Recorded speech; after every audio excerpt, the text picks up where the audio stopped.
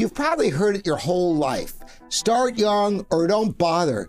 I've been teaching and selling pianos for 4 decades, and I'm going to tell you right now, that belief is not just wrong, it's actively keeping you from something that could change your life.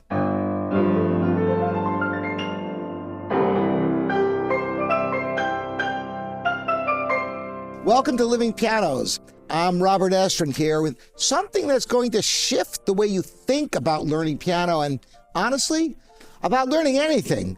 Today I want to challenge one of the most persistent myths in music education, that children have some magical advantage over adults when it comes to learning piano. They don't. And the science is now confirming what I've been watching for 40 years. Now, here's where this myth comes from and why it feels so believable. Children do absorb certain things effortlessly: language, accents, basic motor patterns. There are developmental windows for some skills, and piano teachers for generations pointed out their best young students and said, see, start them early. But here's what they were actually seeing. They were seeing students with unlimited time, unlimited repetition, and parents who enforced daily practice. They weren't seeing a neurological advantage. They were seeing available hours. Now, let me ask you something. When you were 7 years old, how motivated were you to sit at the piano for 45 minutes a day? Now compare that to an adult who makes a conscious, deliberate, self-directed choice to learn. That's not the same student. That is a completely different learner. Here's what neuroscience has actually found. Adult brains are not closed systems. They are remarkably plastic. They rewire, they grow new connections. They adapt to new challenges throughout life. In fact, research published in the Journal of Neuroscience found that adult learners given proper instruction show identical rates of motor skill acquisition to children. Identical. And here's the thing nobody talks about. Adults bring something children simply don't have: context. When you sit down to learn Beethoven's Moonlight Sonata, you know what a moonlight night feels like. You understand longing, you understand loss and beauty, the passage of time.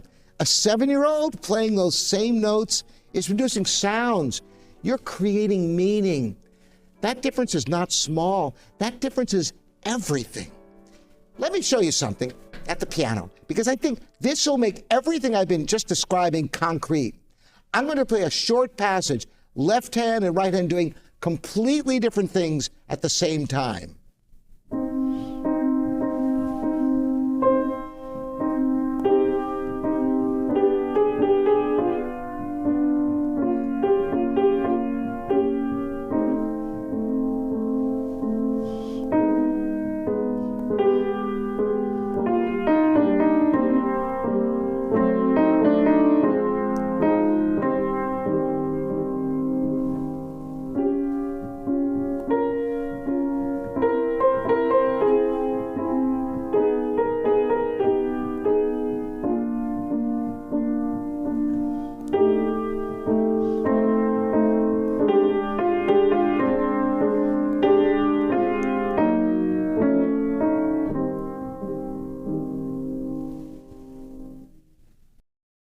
Now, a child learning this passage is doing something largely motor.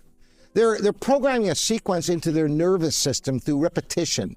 Run it enough times, the fingers remember, and that works. Repetition is a legitimate learning mechanism. But watch what happens when I explain to an adult learner what's actually happening here. This hand, the left, is holding the harmonic foundation, the roots and fifth that give the music its emotional color. It's the ground beneath you. This hand, the right hand, is carrying the melody, the story the music is telling. When you understand that, you're not just learning a sequence, you're understanding a conversation between two voices. And that changes everything about how you practice. Instead of running the passage over and over until your hands memorize it by brute force, you work on each voice deliberately. You understand what each hand is doing and why it's doing it. And then you bring them together with intention rather than just repetition. Adult learners do this naturally. they need to understand before they can feel confident executing. And here's the counterintuitive truth, that analytical engagement actually accelerates motor learning. It doesn't slow it down. It gives the repetition a framework to attach to. A child cannot do this yet.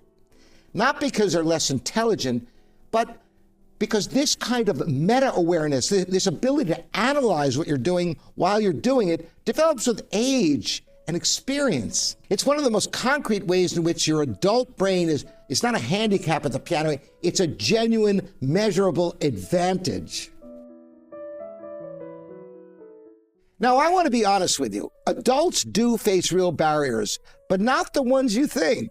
The barrier is not your brain. The barrier is almost always one of three things. First, time pressure. Adults have jobs, families, responsibilities.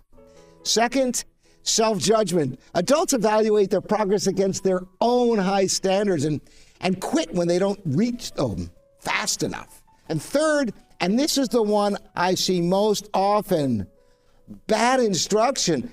Instruction designed for children, delivered to adults, method books written for 8-year-olds, handed to a 60-year-old and presented as the path. Now, here's the exception. The right teacher for an adult learner is not just a good piano teacher, it's a teacher who understands how adult motivation works, how adult learning is self-directed, and who meets you where you are, rather than where a curriculum says you should be. Let me tell you what I've actually seen in 4 decades. I've watched adults in their 50s, 60s, and 70s pick up the piano and reach a level of playing that brings them genuine, profound joy within months, not years, months. I've watched people who told me that they had no musical ability, that they were hopeless. And they discovered that the problem was never them. The problem was how they had been taught, or when they had stopped. And I've also watched children who were pushed through lessons for 10 years who can't play a single complete piece today. The age at which you started was not the variable that determined the outcome. The engagement, the joy, the right instruction, those were the variables. And here's something I find remarkable. When I see an adult student finally break through, finally play a piece they love from beginning to end without stopping, the look on their face is something I have never seen on a child's face, because a child doesn't know yet what they've accomplished. An adult knows exactly what it means. They know what it cost them to begin. They know many years they waited, and they know in that moment what it means to finally arrive somewhere they always wanted to be.